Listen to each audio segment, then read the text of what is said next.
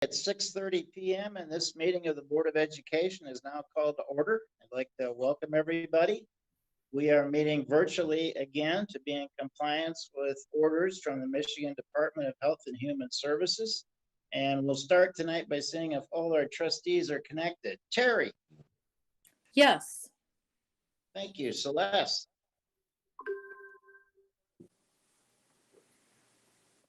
Celeste. Rusty. Yes, Randy. Thank you. Bo. I'm here, Randy. Kurt. Yes. And Keith. Yes, I'm here. Good. I'll recite the Pledge of Allegiance on behalf of the board. I pledge allegiance to the flag of the United States of America and to the republic for which it stands, one nation, under God, indivisible, with liberty and justice for all. We need to approve our agenda, and I'd like to make one change, and that's to remove the resolution to allow in-person contact sports.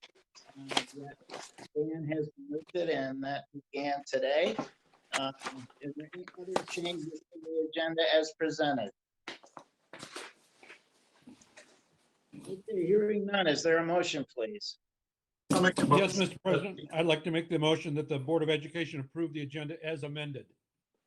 Thank you. Second? Second? Thank you very much. And Barb, this is a roll call vote, please. Mr. Droppers, Yes. Mr. Kroll, Yes. Mr. Rathburn, Yes. Dr. Shelton Harris, Yes. Mr. Van Antwerp, Yes. Mrs. Novaria, Yes. Mr. Snyder. Yes. Thanks, Barb. The motion is approved. We'll proceed with our agenda as amended and go to the superintendent's report, please. Thanks, Randy.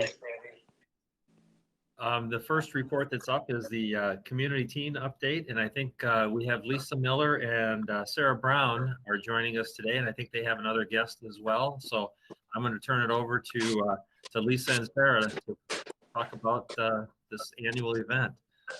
So. All right. Thank you so much, Superintendent Belang and school members of the board, for giving us a little bit of your time tonight. We very much appreciate it. As Superintendent Belang said, I'm joined here tonight with two other members of our Community and Read Committee. Lisa Miller's the librarian at Portage Northern High School, and Joanna Parzaconas, owner of the Book Bug, and this is a bookstore. So we are really excited to share our updates on the community program. I did one, and now this is the second one. Oh, you didn't have to be two? Hey, Celeste, I think you're going to have to mute, please. Well, You're right. All right. So Celeste, I wanted there to, Sorry. there we go. So our mission and vision, as you know, has been to connect our teens in the community with members of our community through a shared love of reading. That continues to be our goal. Last year, we were excited to have Jason Reynolds, and unfortunately, due to COVID, we were forced to put that on hold. We've been able to bring him back to us this year for a virtual event. That is going to take place in March, and we are very excited to use this as an opportunity to expand our viewership, I guess, to bring more people to this event and give access to more teens. Jason Reynolds wrote Long Way Down. I know I distributed that to a number of you last year.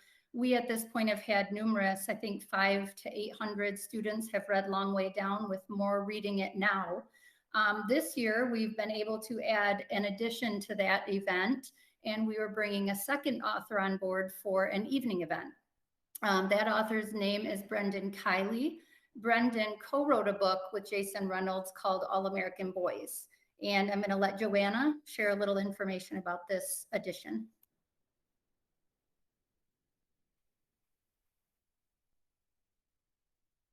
Okay, sorry, I didn't know how to unmute myself. I thought maybe somebody had to do it.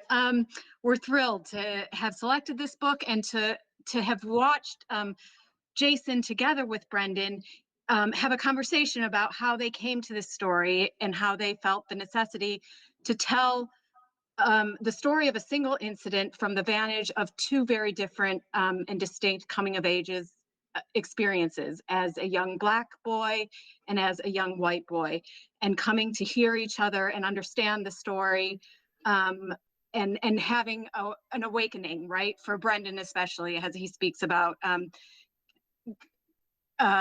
knowing the voice that was coming to him and telling the story of all American boys, and needing to work with Jason to tell this story of how distinct coming of age experiences are in our country, and how to build empathy across experience is an absolute necessity. So the power of this story and the power of the conversation between Jason and Brendan, we thought was an amazing opportunity for all of our students. Thank you, Lisa, or thank you, Joanna. And Lisa, would you mind sharing with them details of the event that we're going to have? Sure, you bet. So we are so excited to have both of these events, our daytime event and our evening event. Even though they're going to look a lot different this year, I really think that it has the potential of reaching a lot more students and a lot more community members. So our daytime event that we usually have two of, we usually have the author present at Portage Northern and at Portage Central for the students separately. But this year we're only having one school event. So at first that presented a challenge to us. How are we going to bring our two schools together? But since we are presenting this virtually, and we basically have an unlimited audience that we can reach, we can really extend this invitation to our whole entire student body. So we really hope that that school presentation is going to have all Portage Northern, all Portage Central, hopefully community high. We would like to even invite some of our middle school students to participate. So we hope to have thousands of students experiencing Jason during the day, focusing mostly on his Long Way Down book. And then in the evening, it will be even better that we will have something very unique, very different from what we offered during the day. So if we spark that interest with our students, then we're hoping they'll want to come back for that evening presentation to see both Jason and Brendan talking together. So that is on March 16th. That's at 6 p.m. We are going to start this week really marketing this event and getting as many RSVPs as we can. Last year, as well as this year, we're going to be using Eventbrite to market this and to send out that the Zoom link for the event. And we're very fortunate that because we have all of those RSVPs from last year, I think we had about 500 RSVPs, we already kind of have those emails already in the bank, and we will be able to blast out marketing emails already to that audience and hopefully have a built-in target audience as well. So our events that we did this year, they obviously look different this year than they did last year. We're really fortunate that we did a lot of the pre-reading events last year. We had a lot of students participating in reading activities, art activities, discussion activities, and we are continuing to do that this year. Our 9th graders this year are all reading Long Way Down. So now that has been adopted into our curriculum. So hopefully that's something that all of our 9th graders are going to experience in their English classes. We do have some connections set up with the Portage Senior Center. So we are connecting some of our teens with seniors there. And instead of looking at this as like a culminating event of our community reading a book together, and then we get to hear from the author, we're really looking at this as a launch. So we hope that this is going to inspire our community and our students to read more of Jason's books, read more books in general, continue some of these tough conversations that I think that this presentation with Jason and Brendan is really going to spark in our community. We're excited for that. Thank you, Lisa. Joanna, would you mind touching on the community impact?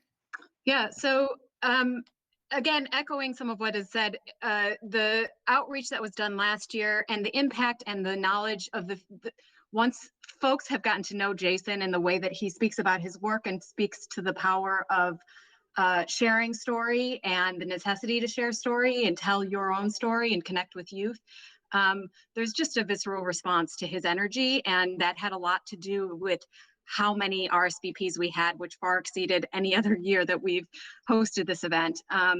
And I can speak to sort of how broad the interest is from an educator's perspective, youth perspective, organizational perspective throughout the Kalamazoo region, across the district. So we really, in the bookstore, always witness the enthusiasm for Jason's work, but also know what great tools his books are for educators and for organizations doing work in Kalamazoo. I wanted to say briefly too, Jason's work together with Ibram Kendi last year to retell the story that Dr. Ibram Kendi wrote, his academic historical text outlining the story of race and sort of the history of how and why race became a defining power structure within our history.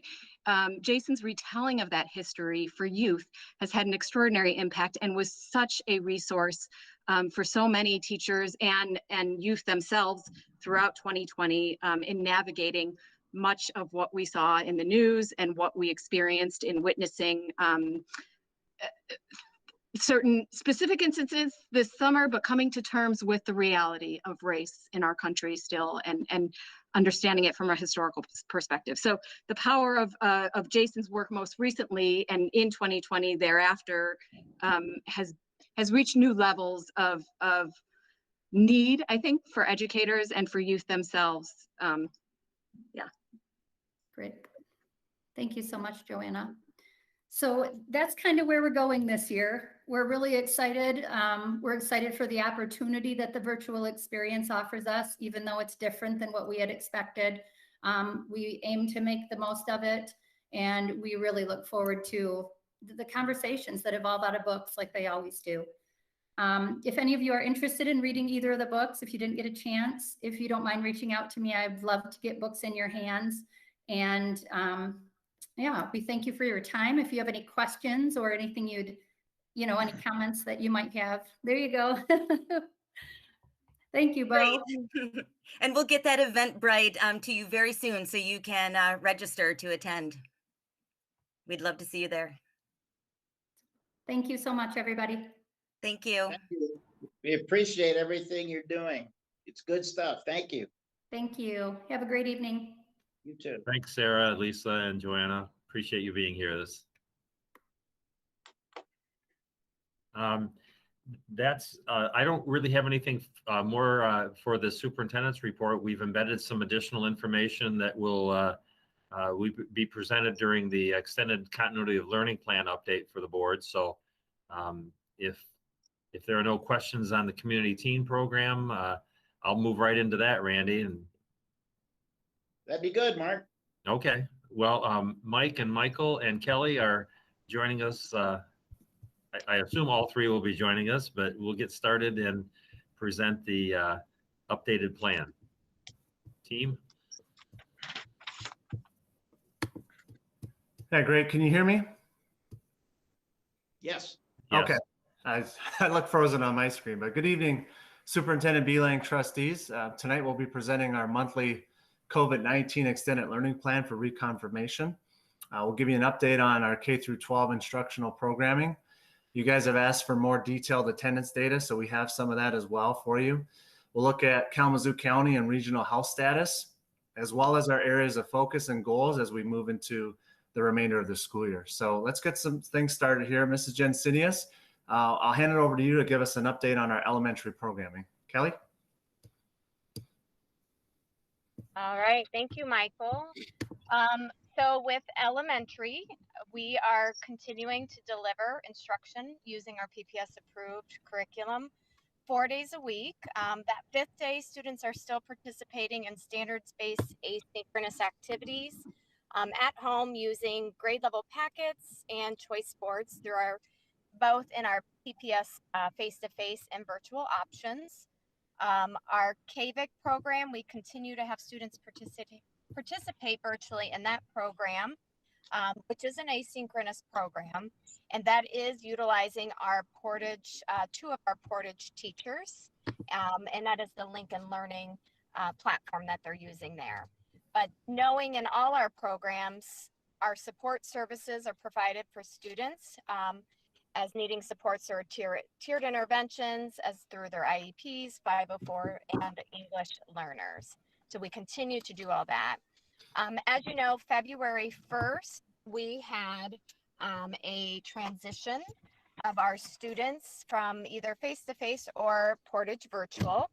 And you can see here in this graph that on February 1st, our enrollment in face-to-face, we made it to about 2,585. So that's about 67% of our students are face-to-face at elementary. And in Portage virtual, we have about 1,227, which is about almost 32% of our kids there. And you can see the comparisons there where we were at the end of marking period 2 and then into marking period 3. So we did have an increase of percentage, a couple percentage points into face-to-face, and a decrease from in our Portage virtual. And then you can start to see too the comparisons of minimum class size to the maximum in face-to-face. So February 1st, the smallest class size that we have currently is about 12 students. And the largest class at this point, we are at that 23, and you see that average is 18.4 students. In our Portage virtual, we were at about 24 as the minimum and 41 as the max. We're now at 19 and 38 with an average class size of 32.3. So that's kind of where we're at with elementary right now. We continue to do really great work with our students and staff. And so I'm going to turn over to Michael to start talking more about secondary, where we've had some modes of learning change.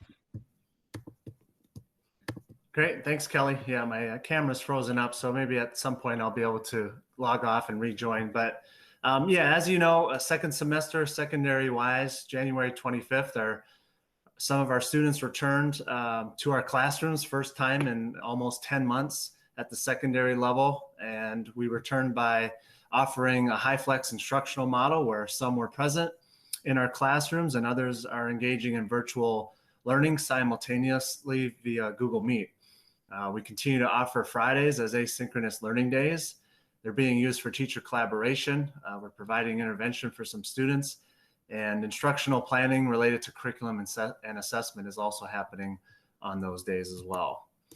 When we look at the makeup of our selection numbers at the secondary level, you'll see at the middle school, we have 781 students, so approximately 40% have returned face-to-face in our classrooms.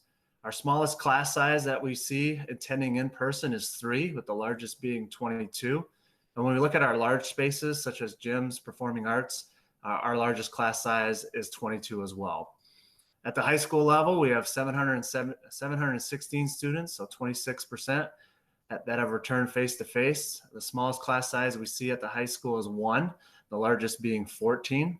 And our large space classes, our highest in-person class size is 34. So when we look on the flip side of that, we have 1,137 middle school students, so roughly 59% that chose to remain virtually, and 2,041, so about 74% that chose to remain virtually at the high school level. We do have 7 middle school and 14 high school students that continue to participate in the countywide KVIC program through either Lincoln Learning, or I should say through Michigan Virtual for the second semester. So I think that's just about less than 1%.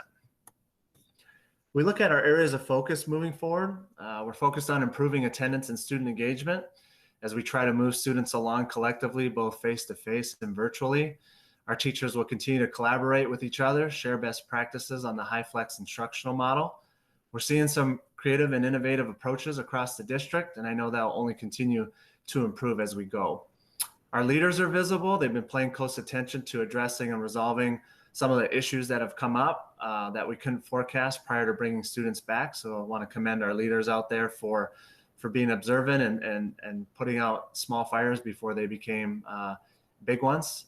Right now, we have some Wi-Fi issues that are going on at Portage Central and North Middle Schools. So maybe at this time, I'll call on Mr. Vomastic, our Director of Tech Technology, to kind of give us an update as to where we're at with that current issue. Dan? Yeah, referring to that, since the secondary students have returned back to face-to-face, we've had an ongoing issue with Chromebooks not connecting reliably to the Wi-Fi systems at Central Middle School and North Middle School. The problem has been very frustrating for the tech team because we can't lock down why. The problem doesn't always present consistently, but admittedly, it's obviously been much more frustrating for the students and the teachers because they're dealing with it every day. At this moment, we've had a number of outside engineers review the wireless systems in those buildings, including a senior engineer from the company that sold us the wireless equipment. And they all tell us that the wireless is configured and working properly. And we do see that when we bring non-Chromebook devices into the building, they do connect reliably. So this seems to be primarily limited to the Chromebooks. In terms of next steps, we are tracking a possible software problem on the Chromebook. What we've also noticed, there's a tremendous amount of radio interference in these two facilities that we don't see in other facilities. And we're working to bring in an outside engineer to do an actual radio spectral analysis of these facilities to see if we can pin down where this interference is coming from. You know, it's pretty much consumed the technology staff and what we're working on right now, and it remains our #1 priority, and we're going to keep working on it until we get it solved.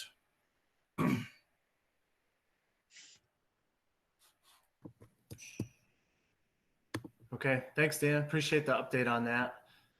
Our staff is also focused on implementing our health and safety protocols. I do want to give a shout out to our custodial workers out in the district. They've done an incredible job keeping up with the high demands of keeping things clean and safe. So hats off to all those that are working tirelessly in our buildings to help us implement those health and safety protocols.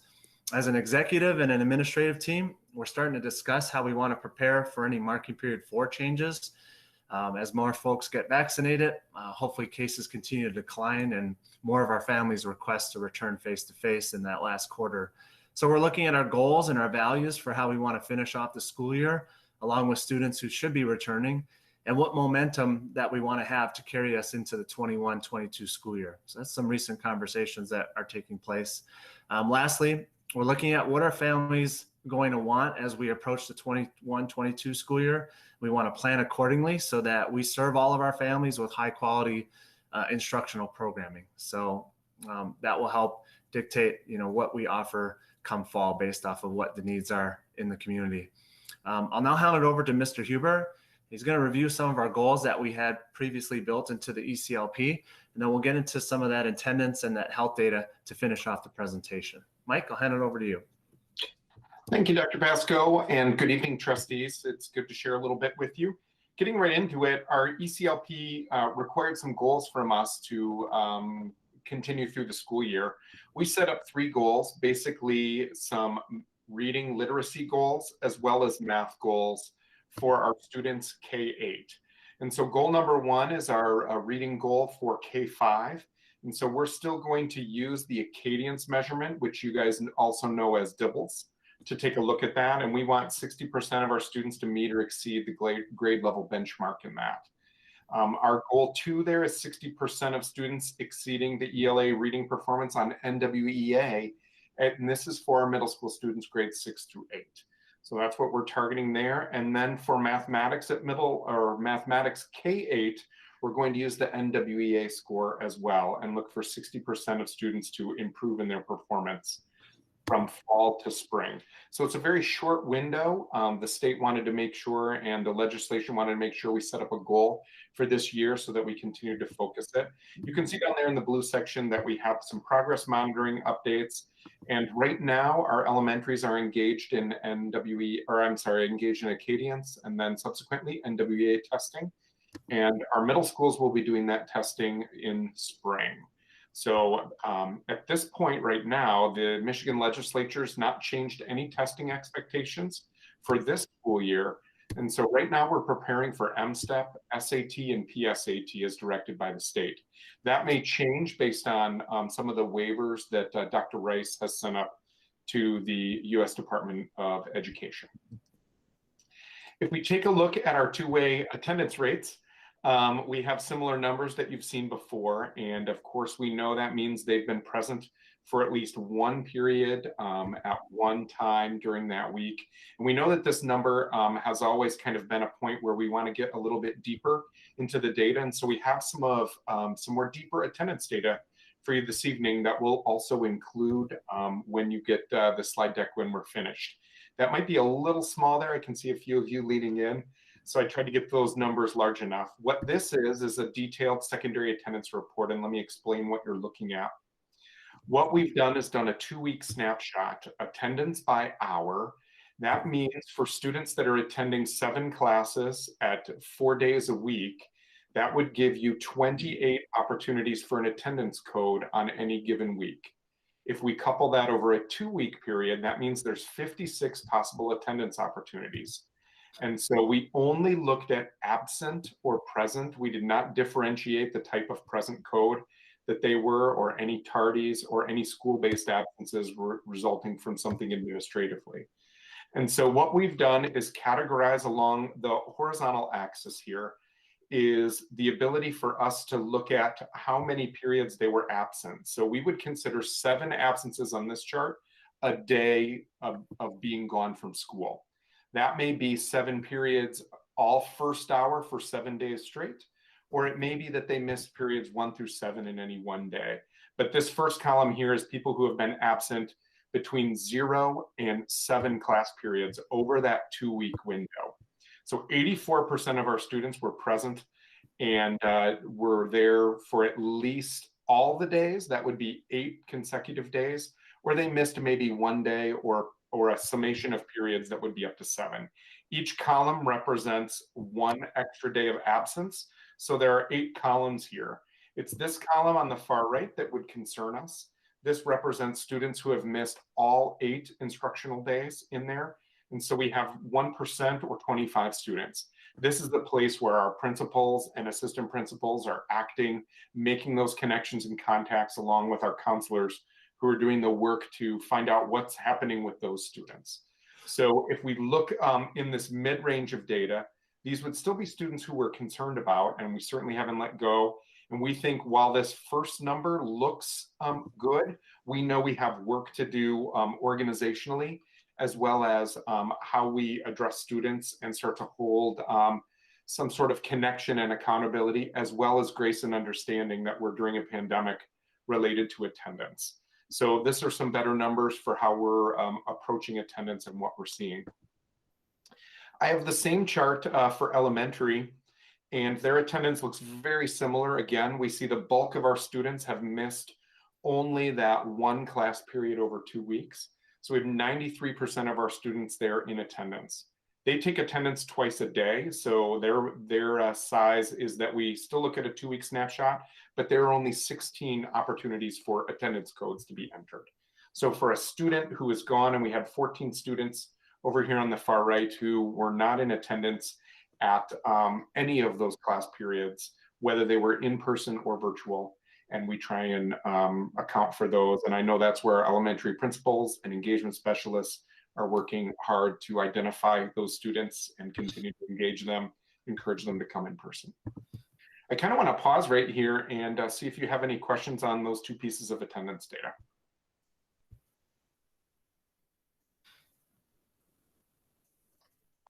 All right. Well, I appreciate you taking a look at those. We'll probably continue to review attendance with you so you can see how we're engaging with students, and maybe we'll bring some more data at future ECLP reconfirmations. Lastly, or next to last, I wanted to just share where we're at with the current county health status. I just pulled information about 30 minutes ago to see if they have the data up from today, and they did. Right now, our 7-day average is down to 19 cases and per day, so that would be positive tests. And that's a fairly good number given that we're giving about 800 tests daily. So, and that's dropping that average over the 7 days, but it still keeps us in the range of orange as far as our matrix is concerned. The regional status, we're still at a high level as a region. So we have that in orange. Our regional phase, those numbers that aren't used very regularly, is still considered a 4. So our status hasn't changed, but overall the picture has become better in terms of our health status. I imagine that that's a result of both the vaccine continuing to be rolled out, as well as just kind of the awareness in our community about how we need to behave and our interactions with that. Lastly, just to give you an idea of professional learning over January, in January, our elementary teams really had no major program change, and so they continue to offer an hour of professional learning for all elementary teachers right away on Friday morning. Then they use the subsequent 2 hours for professional learning communities, so teachers would get together, continue to develop, plan, do research that they need to for the upcoming week in terms of their lessons. This also goes for our virtual teachers as well in elementary. At secondary, with the major program change, we found those 11 hours in our schedule, and we made them available for both professional learning communities for development and for professional learning focused on being ready into high flex. We converted all of exam week to cover for that, and then we also established this Friday 1 hour professional learning. We're planning on continuing that professional learning through the end of the third marking period, so through March 19th, as a way to continue to support teachers' learning, and we'll reevaluate at that time whether or not we want to continue the professional learning into the fourth marking period. Dr. Pasco? Yeah, I think that's everything that we want to present for tonight. So I think at this time, I just want to say thank you for allowing the presentation and for any comments or questions that you might have of Mike, Kelly, or myself. Hey, this is Kurt Droppers. Mike, I have a question about your first slide that said 60% of the students at grade level is your goal. 18 months ago, what would our goal have been? I think our goal certainly would have been stronger than that. And we usually have not set goals around NWEA. We have set goals around Acadians. We do set our NWEA goals individually with students. So that's been our biggest motivator, is to set those NWEA goals with like a fifth grade student to say, hey, we want to have your score be at a 510 this next time. We usually aim at 80% or higher of our students at grade level by the end of the year is our usual outcomes for Acadians throughout the years. If you want to grab So our number then is 20% lower than what we normally would be presenting. Yes, that's correct. Okay. Okay. I have a couple questions too. I'm wondering if you've had additional students come forward since the 25th of January and their families to say at the secondary level they want to come back. Has that happened? Yeah, Terry, that definitely has happened. And I think the response right now is we want to be able to create lists of folks that want to come back in. I believe each secondary principal has responded to families saying we just need a little bit of time to implement our protocols and some of the plans that we had in place and make sure that we're 100% confident with the numbers that we do have, that we plan for, that we are keeping people safe and our teachers and staff feel supported and our students feel supported. And then they'll start looking at those lists, as we go into the next few weeks. It's not a large amount of numbers right now, but there are a few families that did change their mind and wanted to come back in after that first week. And what about the converse? Have you had people come and then say, oh, I don't want to do this? I haven't heard much of that. I've heard more of people wanting to come back in. Our students came in that first week. They had a pretty good experience. We received quite a few positive emails from families, just getting us to the point that we are being able to bring back kids for the first time. It's crazy to say in 10 months to our secondary classroom. So we heard more positive than anything. And I haven't heard a lot of folks that had selected face-to-face that want to go back to virtual. Great. Yeah, it was great. I think our teachers are doing a wonderful job. I mean, it's not easy teaching in a high flex instructional mode. And we know that as we were presenting to you guys in October, November, and December, looking at what our different options were. So my hat's off to all the teachers that, at the secondary level now that have to respond to this new model. Like I said, Mike and I have been to some secondary classrooms, seeing some innovative things. And teachers are really collaborating with one another, looking at what's working, how to utilize the cameras in the best way possible. sometimes multiple cameras, and they're just doing the best they can, just like they did with virtual teaching and learning. They got really good at that as time went on, and they're going to get really good at this as time goes on, because we have talented and committed teachers in our district, and we're very thankful for that. And so because of that work, and the ability and the focus of our staff to implement the health and safety protocols that we said we were going to put in place, and the help of our custodial staff, thanks to Ron and Al Shearer, I think all that's coming together to provide, a good experience for them. And like I said, hopefully it just gets better as we go, and as we turn into marking period 4. We're anticipating more families wanting to return to the classroom, K through 12. Do you have any targeted momentum or encouragement or anything that's going on in buildings to get teachers to try to encourage more families to come back? Or are you just thinking that's just gonna happen? Yeah, it's funny, when Mike and I went around to the middle school and the high schools, we did drop in and out of classrooms, but some of the good conversations that we had with kids was in the cafeteria, in the hallway, and we just asked them, how's this experience been? Is it what you thought it might be? How is it different? And multiple students said, you know what, I like being at home, but they said there's too many distractions at home. And it's pretty cool to hear that from like a 6th or a 7th grader. Mm-hmm. That said a lot to me, that, they're recognizing how they learn best. And I think the families have conversations around the dinner table and at night, talking about, all right, what's going to work best for you, this school year in the situation that we are.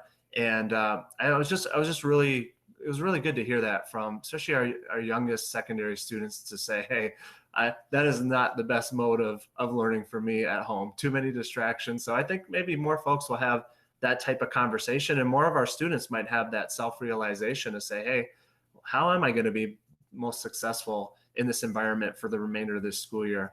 And is it in person? And I know our leaders and our counselors have done a great job of identifying those that maybe struggled in the virtual world. And there was lots of phone calls and lots of parent conversations to try to bring those in that really need it as well. Because some do thrive in the virtual world, and others just simply need to be in our face-to-face modality so that we can wrap around them and provide the services that we know we have in the district. So. Well, that's great to hear. Thanks. Yeah, thanks, Terry. Is the next transition period after spring break? Yeah, that'll be the big transition. K through 12. We'll open it back up for elementary and secondary families. Okay. Obviously, Celeste, Doc, we'll always work through extenuating circumstances from now until then.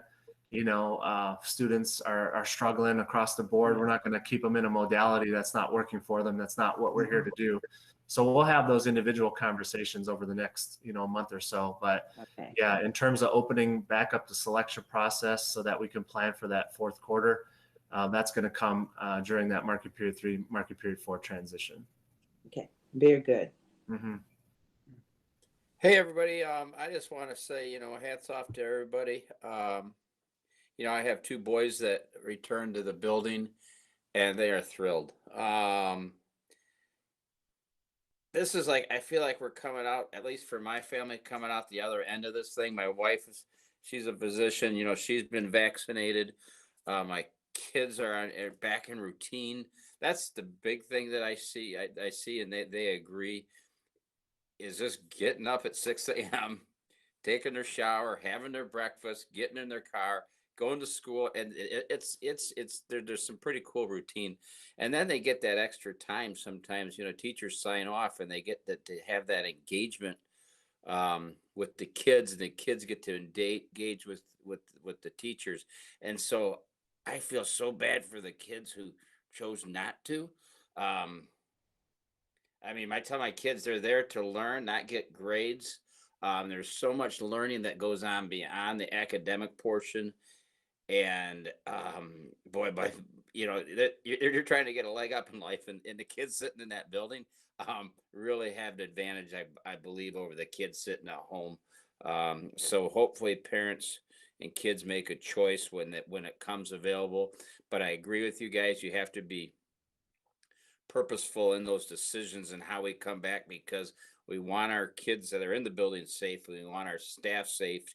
And as you said, Dr. Pasco, you know, making sure we have all the protocols in place to handle this. I mean, boy, when I first saw, like, you know, only 25% of the kids want to come back, I was horrified. And now I'm kind of, you know, happy that's the way it is. So we can just slowly wade into this opening. So we're fortunate. And boy, I tell you, I just pinched myself because like I said, I feel like we're coming. My family's coming out on the other end of this horrible situation. So hats off to everybody. Yeah, thanks, Rusty. And we appreciate your guys' support and guidance. I know some of those presentations in October, November, they weren't easy. That was some tough work that collectively we all had to do. And for, you know, really pressing on us to think about whether or not some of the plans that we had in place were what was best at the time. So we appreciate how you guys worked with us to help provide that guidance and support and that feedback. And I'm just glad too that we were able to open it up to the families that wanted to come back in. And like you said, we're hoping the right folks are there. You know, like I said, there are some students that are thriving virtually and that works for them, and that's great. But we also know there's certain students that we just need to have. And like I said, students telling me personally that they need to be in person. And that was, like I said, really great to hear. So hopefully we just continue to get better as the days go on, and not just secondary too. You know, my hat's off to all the elementary teachers that have been doing the face-to-face instructional modality since day one, and our virtual teachers. It's been a tough assignment for elementary virtual teachers, but man, they're working so hard this year. All the teachers in the district they're giving it their best. And I just want to commend all of the instructional staff that we have in Portage Public Schools. I don't think we talk about, you know, the work and the effort enough that they're doing. So I just want to take this opportunity to say thank you to all the teachers that have responded to so much change and adaptation to a really challenging school year. So just want to say thanks to all those teachers that are out there. Hey, Michael, I just want to share some comments with you that I got from a few people since you said that about the teachers. The first one was from a secondary teacher saying after the first day, it was way better than expected. So that was a great one. Then I got a text message from a parent that said, "Good morning. I wanted to personally thank you and the board and PPS for opening the doors. I cannot tell you the immediate positive influence happening with just my middle school and high schooler. My family and the community is thankful. I know the tough stuff isn't over, but this is a huge step." So that was from a parent. Then, as you know, I mentor a high school student at Portage Northern who had been home this entire time and has a pretty rough situation at home. She texted me and said, "I'm back in school, !" I was expecting to hate it, but it's been enjoyable. I like being here. Starting this semester strong, all of my assignments have been on time. So I just wanted to share those with you as some little positive nuggets, because I know it's been a difficult journey to get here, but it looks like it's really working out. So thanks for all your hard work. No, thanks, Terry. I appreciate you sharing that with us. Yeah, just to add on what Terry said, I think it is a lot better than any of the kids expected. You know, my kids kind of went in there, you know, not knowing what to expect, and within days you could tell they knew they had it. So yeah, thanks for bringing that up, Terry. Hey, Michael, this is Bo. Just a quick note. I want to go back to Kurt's question about that 60% goal for those various measures. I think there were 3 of them. I would be curious when we actually start to get the data as to what that is. So whether that's in a future monitoring report or you know, one of your monthly reports, when you have that, I think I'd be very interested. Thanks and good work, everybody. Yeah, but we can definitely do that. Appreciate your comments.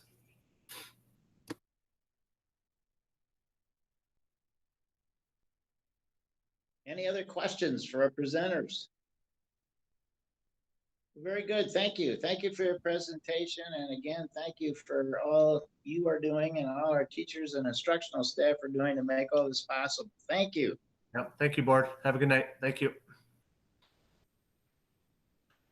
Okay, we'll move to our comments and communications section. Is there anyone who wishes to address the board this evening?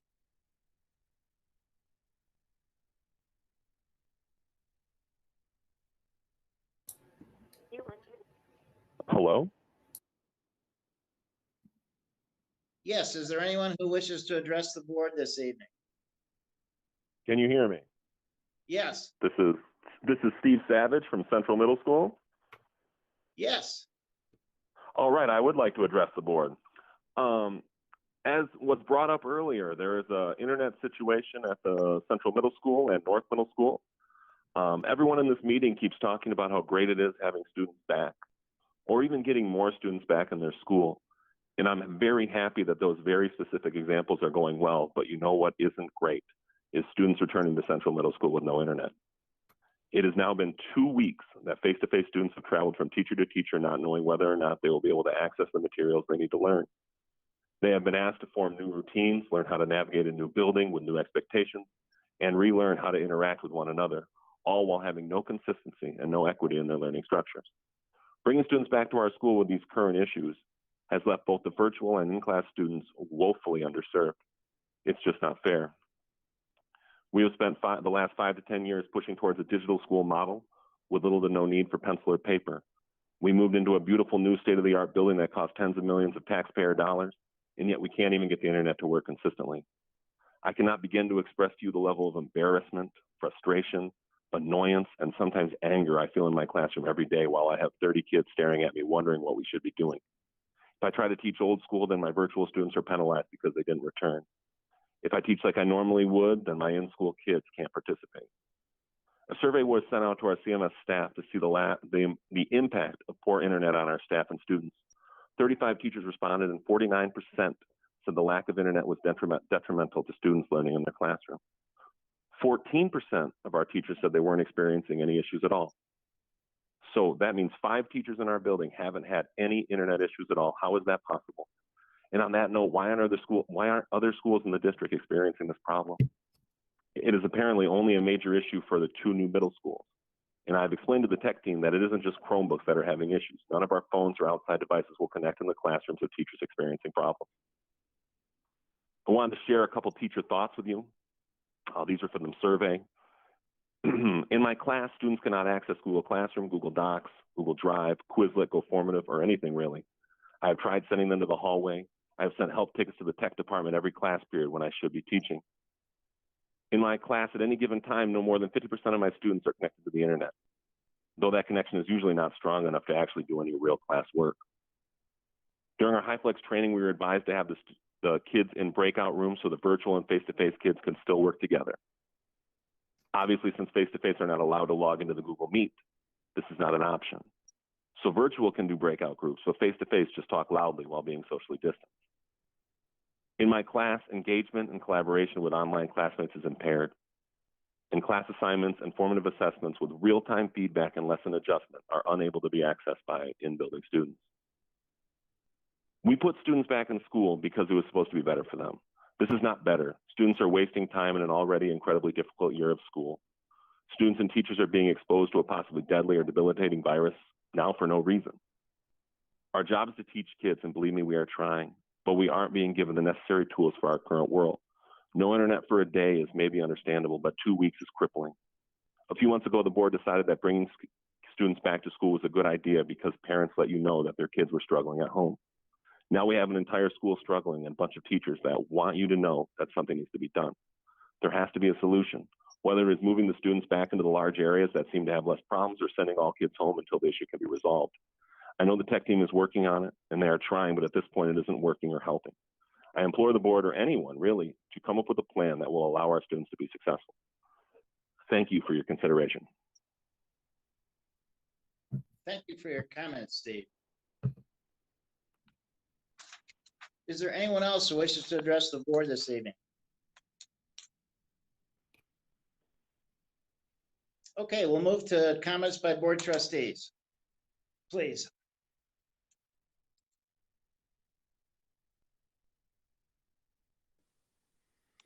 Yeah, Randy, Anyone? Randy, I covered all my comments in the previous section, so I wanted to thank everybody, and I'm happy my kids are back in school. Good. Randy, this is Kurt. I'm just voicing my frustration with the outside powers not inside the district that won't let us meet in person. Very frustrating. Very true. Anyone else? Randy, this is Bo. Want to thank everybody for a good retreat earlier today, and as we work through some complex issues. And then Randy, I'll put on a quick committee chair. If you're on an owner linkage, expect an email from me tomorrow trying to set up something this week for our monthly message. Thanks. Thanks, Bo. Anyone else? I just want to reiterate what I said earlier too about thanking everybody who is working so hard to make this in-person thing work. And it's lunch people, it's custodians, it's teachers, it's counselors, it's building administrators, it's parents getting their kids there. It's all kinds of things, but everybody's doing the best they can to make it the best experience it can be during this difficult situation. So thanks to all who are trying. Thank you, Terry. Any other comments this evening? Okay, we'll go to the consent agenda. On page 6, we only have one item tonight, and that's to approve the January 25th, 2021 regular business meeting minutes. Are there any exceptions to the consent agenda as presented? Hearing none, it is approved as presented, and we'll move to our next item, which is assurance of district performance, monitoring report 1.4. Mark. Sure, Ray. This report you had in advance, so there's just a couple of things I wanted to bring to your attention again, is that the data that's presented was influenced by our COVID encounter. We weren't able to collect the data that we normally do for the March through end of the school year dates, so that data is a little incomplete, so we're not drawing any conclusions from that data that's presented. Also wanted to note that this is one of those ends policies that was revised by the board in December of this year, of 2020 rather. And so even though it doesn't really change the intent of the policy itself, none of my interpretations have been modified from last time to reflect any changes in that policy. I've listed, like I have in some of the other reports this year, those activities that take place that demonstrate compliance with this policy. So those are left. Any obvious ones that have not taken place that I'm certain of have been removed from there. This is a report that also we provide a snapshot of our staff and our student makeup in terms of diversity. And as the information there shows, things are pretty much unchanged this past year, or during the 1920 school year, unchanged from the previous year in terms of student and staff makeup.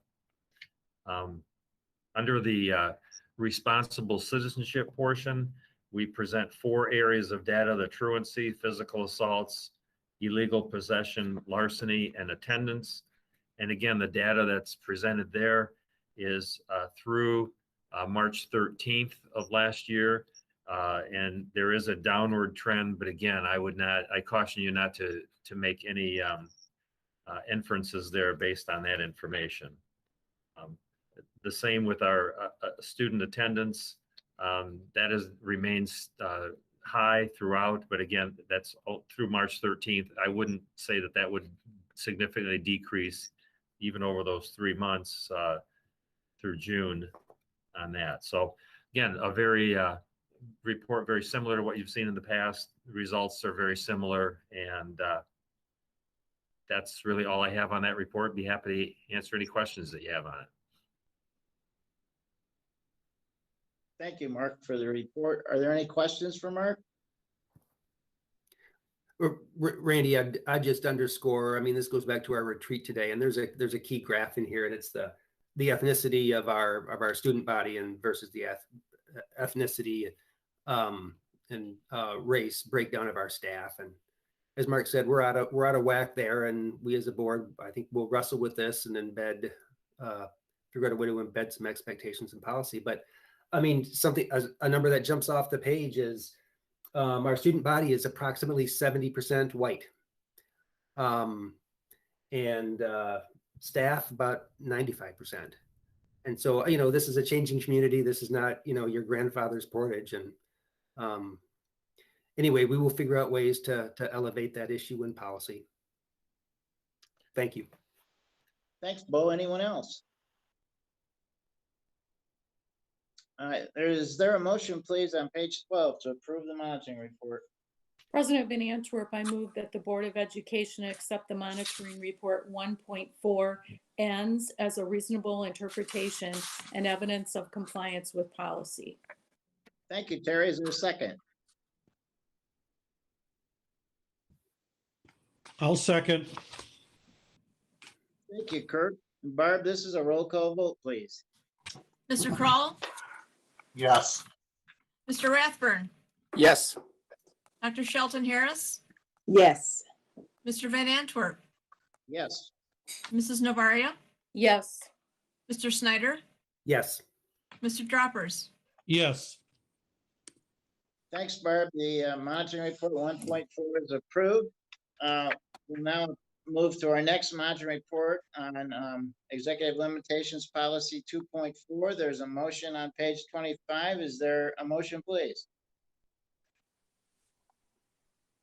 Yes, Mr. President, I'd like to make the following motion that the Board of Education accept the monitoring report 2.4 financial planning budgeting as a reasonable interpretation and evidence of compliance with the policy. Is there a Second. please? Second. Thank you, Dave. Thank you, Kurt. So again, this this report should look familiar to you. I guess the section I would draw your attention to is the one that's received the most fluctuation this year, and it's on page 3 of the monitoring report, page 28 in your agenda. That you know, our fund balance at the end of the 2019-20 school year ended with an unassigned fund balance of just over 10%, which is typically higher, and there is a number of reasons why that happened, and you'll hear more information in a little bit as we talk about the budget amendment. But you know that when we built the 2021 budget that the board approved last June, we anticipated an unassigned fund balance of 2.72%. So that swing resulted with the changes that occurred at the state and the federal level with funds coming in when they weren't anticipated. You know, we planned for a $650 per pupil reduction. Foundation allowance which was restored shortly after the board took action on its budget. So that's the largest part of that is that type of a swing. Again, you'll hear more information when we discuss the budget amendment, but amendments to the budget will still result in that fund balance being above 7% at the end of this school year. So that's very positive news for us. The other big variable that we had was the need to lay off staff. And as you recall, we had a number of teachers that we had to lay off at the beginning of the fiscal year that all ended up being restored to their positions. So we were very pleased with the eventual outcome of that. So that's the major portion of that report that I just wanted to draw your attention to. So I'll answer any questions if you have them, or I know when Paula's up later on for the discussion, maybe there's an additional opportunity there to talk about budget.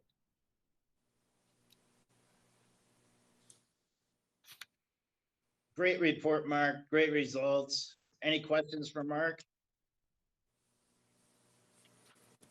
Okay, let's take approval to a vote, please, Barb. Mr. Rathburn, Yes. Dr. Shelton Harris, Yes. Mr. Van Antwerp, Yes. Mrs. Novaria, Yes. Mr. Snyder, Yes. Mr. Droppers, Yes. Mr. Kroll. Yes. Very good. The monitoring report for executive limitations policy 2.4 is approved. We'll go to our action items now, and it's action item number 2, resolution to permit school board to meet in person. Is there a motion, please? Mr. President, I move that the Board of Education approve the resolution to permit school board members to meet in person as presented. Thanks, Bo. Is there a I second? second it. Thank you very much. I'll just take a minute and read the resolution. This is a resolution to permit school boards to meet in person. This is from MASB. It says, whereas school districts have been strongly encouraged to begin offering in-person instruction by March 1st, 2021, and each local school board has the responsibility to make that ultimate decision for their school district.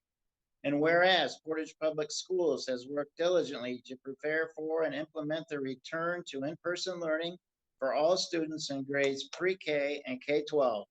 And whereas all students and staff are permitted by the state of Michigan, including the Michigan Department of Health and Human Services, to attend school in person.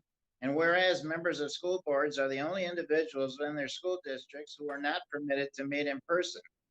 And whereas requiring school boards to meet virtually while encouraging students to attend school in person and for staff to work in person sends a mixed message to the community and staff. And whereas Portage Public Schools would like the ability to meet in person with strong health and safety mitigation measures in place that are consistent with measures taken for all other school districts and activities. Now therefore be it resolved, Portage Public Schools requests that MDHHS and Governor Whitmer to allow school boards to have the option to meet either virtually, in person, or a combination of the two beginning immediately. Is there any discussion? Okay, Barb, this is a roll call, vote, please. Dr. Shelton Harris, Yes. Mr. Van Antwerp, Yes. Mrs. Novaria, Yes. Mr. Snyder, Yes. Mr. Droppers, Yes. Mr. Kroll, Yes. Mr. Rathburn. Yes. Very good, thank you. The resolution to permit school boards to meet in person is approved. Our next action item is to reconfirm the extended COVID-19 learning plan. There's a motion, please, on page 36.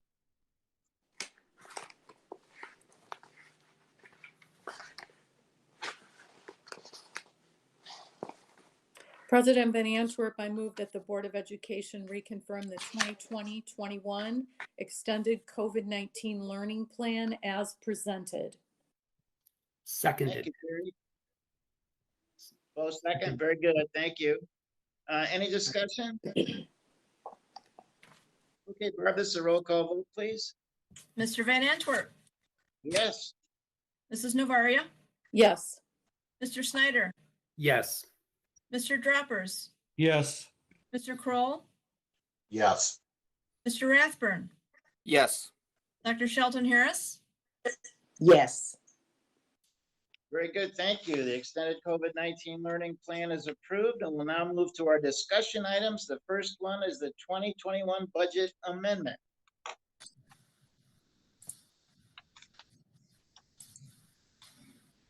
And Paula's gonna do this one as soon as she gets her presentation up and running. Paula's there. Thank you.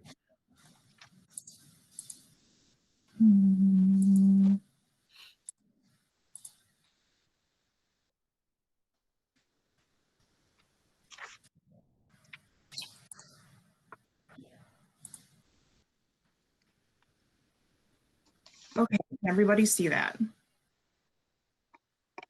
Got it. Okay. Good evening, Board of Education and Superintendent Beeling. Tonight, I'm planning to bring you the highlights of our first budget amendment to the 2021 school year. I just want to take you back to June of 2020. For me, that feels like it was a very long time ago.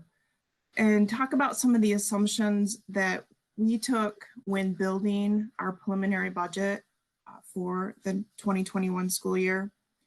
At the time that we were building the budget, the May Consensus Revenue Estimating Conference was showing a very unfavorable results for hitting revenue targets for both the general fund and the state school aid fund.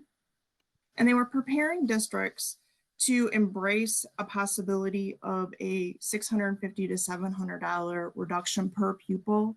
And that could happen in either the 1920 school year, so when we adopted our final amendment, or the 2021 school year. So we did not have solid information to build a budget on at the time that we adopted that preliminary back in June. So we took the stance of planning for a $650 reduction in per pupil funding. We also planned on, at that time, a reduction of 25 students, 25 FTEs, because our preliminary enrollments that we were receiving from the buildings, we were coming in down slightly. So a blended enrollment at that time of taking 90% of a fall number and 10% of a spring number in that 2020 year to get our blended number, I built the budget on a number of 8,896. We held the budget hearing the very last Monday in June to allow ourselves to have enough time to see if something was going to transpire in regards to funding. And at the time that I prepared reports for the board and everything, we didn't have any solid information, but a half an hour before the budget hearing that night, a press release broke that legislators had worked out details between the governor and the state that the funding hit would not be as large as what we had thought it would, and that they would work out the details. But still, we didn't know what that exactly looked like, and we wouldn't know until later in the summer while we were closing out the books for the year. So we went ahead and we adopted that preliminary budget that night, knowing that the revenue number was skewed right from the start. But to adopt that budget, because we were planning on the $650 hit on the per pupil foundation allowance, we knew we had to cut $5.8 million from the budget because we were facing a huge deficit. So that was encompassed of layoff of approximately 100 people, salary reductions for administrators and people in the task group. We cut middle school sports. We had a reduction in curriculum purchases. We cut out the media center budgets, and we transferred the GSRP program back over to KRESA. So those were a lot of the areas that we focused in on to try to reduce the expenditures to more align with what we thought at the time was going to be a reduction in revenue of the $650. So we adopted it that night on the 29th, and July came and details really didn't start transpiring and coming out until early August, because they planned a special consensus revenue estimating conference in early August to look at numbers to see how things were transpiring, to see if there was a huge change from the May conference compared to the August conference, so they'd have the most up-to-date information possible. And lo and behold, the economy was starting to trend better than what everything looked like in May. If you recall, and I've touched on this in previous conversations with the board, we received stimulus payments. Unemployment was increased. They were noticing that state of Michigan withholdings were coming in higher. So people were making payments back to the state of Michigan in regards to their unemployment. So things were turning around. And so at that time, they decided, they said, okay, and they worked it through with legislators, we would restore funding to the full foundation allowance that we were supposed to get in 1920 to the 2021 level of $8,111 per pupil. Now keep in mind, at the same time, they also determined that we did receive a $175 reduction in the 1920 year, but they gave us federal money twice, a little more than twice that amount to make up for what they took from us in 1920 for us to spend in 2021.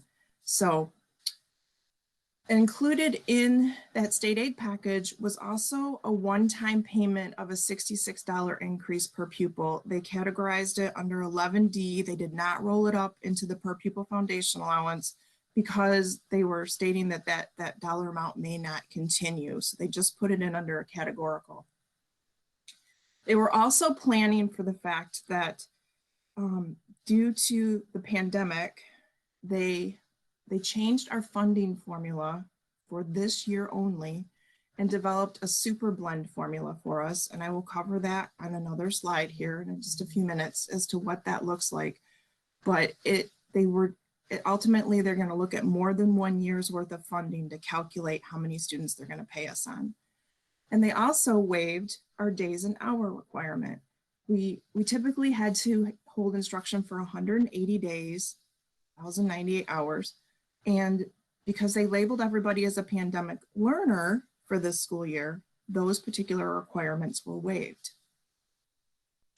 So I touched on this earlier, but what came into our 2021 budget, which was deferred from 1920, was a whole bunch of coronavirus money. And we've been making purchases on this money and bringing items to the board in reflection of this. We received $362 per pupil into our budget that we are spending in the 2021 year, in addition to a couple of childcare relief grants that Tammy has applied for. So there's about a total of $3.5 million worth of additional federal money that'll come through on our CFA when we close out the books for the year into this budget. And that's reflected in the revenue numbers when we look at those numbers here in just a few seconds. On the expense side, once we knew that funding was coming back in full force, we restored the reductions regarding the layoffs. We started the recall. We reinstated middle school sports. Curriculum purchases were still moved forward.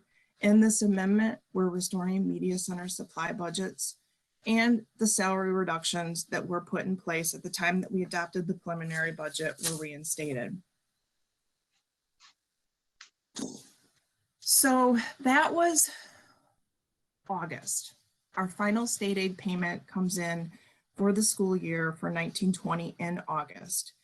And at that time, we saw the coronavirus money come in and we deferred those funds at the close of the fiscal year 1920 to be spent into 2021. Then count day came in October. This slide represents headcount. I want to stress that to the board. This is not FTE. This is not blended FTE. This is headcount. And this reflects the change of what happened to Portage between October of 2019 and October of 2020, and the drop in headcount reported in our MSDS file for the district of 224 students. So once we had our enrollment number from October and everything became finalized and I closed everything out associated with our fiscal year end at June 30, we started working on the budget amendment and my whole entire office helped with this. So on the revenue side, of course, we're going to adjust property taxes. Property tax values fluctuate. So we receive money on the per pupil foundation payments. It's prorated partially through property tax collection, and then the rest of it comes in through state aid. So as your property tax values increase or decrease, your state aid fluctuates the opposite direction. So you have to account for that. So I accounted for property tax changes. I also had to account for the fact that, and I did account for this in the preliminary, but also adjusting for it again now, we are a Headley rollback district. We technically do not receive the full amount of per pupil foundation funding of $8,111 per student. Our non-residential properties, we are not allowed to levy the 18 mills. I believe we're at 17.56 mills. And because of that, the district does not receive $365 a year. Excuse me. So we technically, that equates to about $41 a student that we are not receiving at this time. And as property tax values continue to increase faster than the rate of inflation, the rollback goes further. This is something that can be taken to the voters to be restored, but that is something that the board would have to discuss. Included also on the revenue side was that huge influx of money on the coronavirus relief, that $362 per pupil. A one-time categorical of the $66 per pupil under 11D was incorporated into the amendment. I adjusted the 147C MIPSR's UAAL rate stabilization to match our state aid status report. And also you'll see that again on the expenditure side. I also took into account the fact that funding was fully restored, but I also used the new super blend formula that we're allowed to use for the 2021 school year, which is 75% of our blended 1920 number and 25% of our blended 2021 number. So it's taking a 90-10 blend from each one of those school years and then representing the appropriate percentage of 75% or 25% to blend those in. Now, it's not represented on the slide, but I also adjusted athletic gate revenue receipts. I realized that we don't really know what the pandemic is going to have on these events, but it has impacted those revenue streams substantially. And I won't really know if I guesstimated properly until we're adopting the final amendment, so we could still see a change there. So this chart is included in your resolution, and it's just a snapshot of the revenues, how revenues actually ended the year for 1920 when we only lost the $175 per pupil reduction and not the $650. And then when I brought you the preliminary budget in June to adopt, we took into consideration that drop in funding of $650 per pupil, and you see the huge change there in the state sources line, the 63 million compared to 68 million the prior year. Now in the amendment, I've restored the per pupil funding. I've adjusted for property taxes under local. I've adjusted federal to account for all of the coronavirus money coming in. So that pretty much explains, in a nutshell, what actually happened. Also in local sources, we reduced down community enrichment. I had to adjust down the Curious Kids program because of the late start. So all in all, these are my best guess scenarios right now at revenue as far as the amendment goes for budget, amendment number 1. So on the expenditure side, with such a large percentage of our budget being people, that's where we spend the majority of our time. And in this amendment, we costed out every employee with the district and looking at any contract changes that may have taken place, that since we adopted the preliminary to now, any salary reductions that were restored to make sure that everything is reflected accurately on the salary side. We have to put an assumption factor on a couple of our groups for insurance costs, and those rates come in after we adopt the preliminary. And so now we actually know what true insurance costs are for an entire year, so we can account for that appropriately. As I mentioned earlier on the revenue side, we also had to run through additional retirement costs on the expenditure side to represent the fact that the UAAL rate increased to 14.51%. So what happens with this UAAL money is they give us a payment every month in our state aid status report, and then ORS turns around and bills us for the exact same amount. So it's an in and an out to our budget and has no effect to the bottom line. I met with each program director and sat down with them to account for any changes in their individual budgets. And then, like I said, a large piece of this amendment encompasses COVID funding for things such as PPE, Chromebooks, the server project that we brought you, other items that we brought you to the board to approve as far as improvements for throughout the district. This diagram breaks everything down by object code on the salary side and the supply, capital outlay, and debt service. It basically lays it out the same way that the revenue does. The first column shows us how we actually ended 1920 for the year. The second column is what we brought the board to approve under preliminary, stating after the reductions, that expenditures would exceed revenues by 482,000. The amendment that I'm bringing you tonight with the changes show expenditures potentially exceeding revenues by $603,000. What I would like to state to the board is I know that we will still continue to work towards finding efficiencies, and hopefully at final amendment and even final compared to actual, it will come in at a better ending point than the projected at this time. But also not knowing exactly how everything is going to play out yet in regards to modality of learning and everything that we might be required to do, this could still be subject to change. This slide is a snapshot of the fund balance that Mark touched on in his monitoring report. This states the first column, where we ended with fund balance as a percentage of expenditures at the 1920 year at the 10.1%. When we brought you the preliminary budget, we did not know for sure what funding was going to be, and we were making a one-time exception of going below the 7% required percentage as stated by the board to adopt the preliminary budget.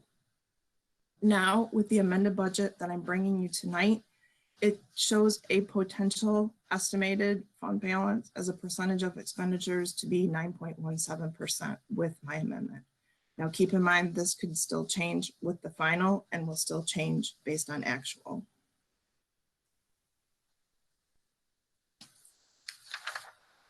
That pretty much sums up everything that I wanted to bring to the board tonight that was encompassed in this amendment. I also included for you a memo that might touch on a few other things that are not in this presentation. But I'd be willing to answer any questions that you might have at this time. Hey, Paula, if you go back one slide, can you go back one slide? Mm-hmm. This one? I don't see it yet, so. You need to share your screen, Paula. All right, hold on. Sorry, I got out.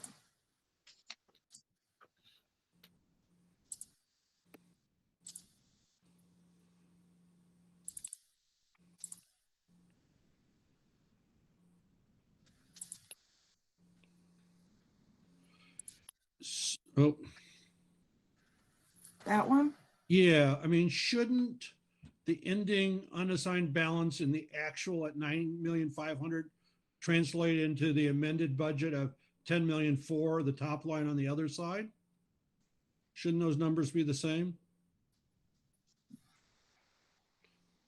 If you look at the actual budget, you're saying that was 9,500,000 where we ended, and when you go the amended over here on the right-hand side, you show 10,400,000 starting fund balance. Shouldn't those be the same number? The 10,475,000 was the ending fund balance for 1920, right here. Okay, so this 800, this 887,000 changes, Kurt. This is committed funds that the board set aside for items related to the new buildings, and then also building and athletic SOAR balances. So we have to take into consideration estimation as to how that estimated non-spendable and assigned is going to be until we actually close the books for the year. Okay, so that's a debit.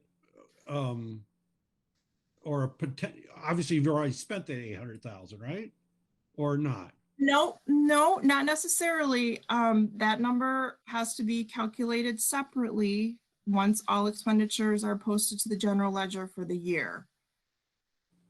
So I have to look at how much of the committed money did we spend for the new buildings to reduce it down by, and then how much did the buildings spend in their SOAR money, and how much new SOAR money is coming in. It's very unique to Portage for how this non-spendable works. All right. Well, when we get person Sorry. to person, you'll have to show me how that works. It does.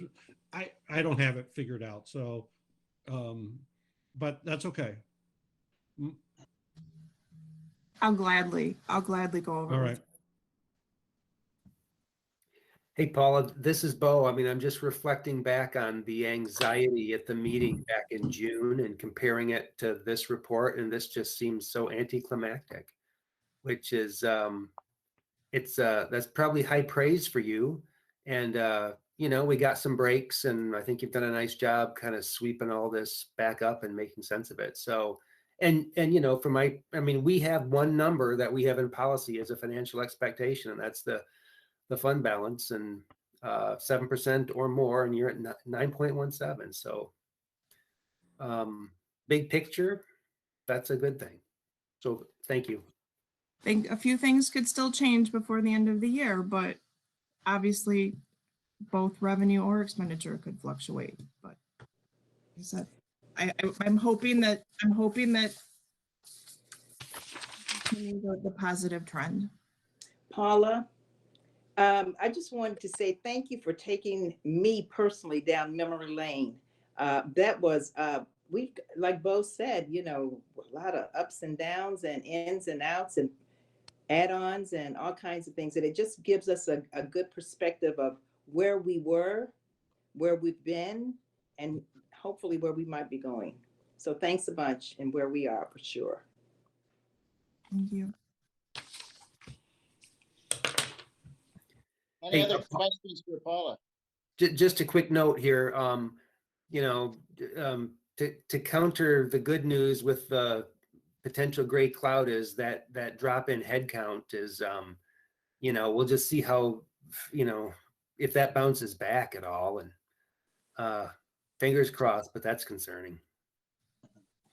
I do plan to send off tomorrow, Bo, for an enrollment projection for the district, so that we can use that in conjunction with what Janet is working on as far as enrollments for next year at the building level.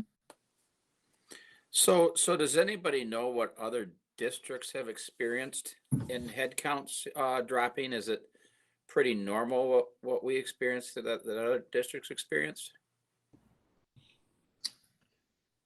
I can tell you just from conversations with my colleagues that everyone has experienced the drop. I don't know as if anyone has gained students that, at least in Kalamazoo County, one I'm most familiar with. Do we think they're landing in the charter schools, or they've just disappeared, or just, well, hard to speculate? It's hard to speculate. We know that some people have moved out of state. We know that some people have chosen to keep their kids at home, homeschool. There has been a little bit of an increase in private school enrollment, but you know, it's just a mixture. And I don't know if Paula, if you've heard anything different through MSBO or not. I have not heard anything different, other than the state is budgeting and planning for a decrease in enrollment even into next year and the year after. And I know that Portage is a district that we were usually not accustomed to seeing a drop in enrollment. Our enrollment was a pretty steady number, whereas at my prior district, the enrollment dropping was a standard item that happened, and then it pretty much leveled out.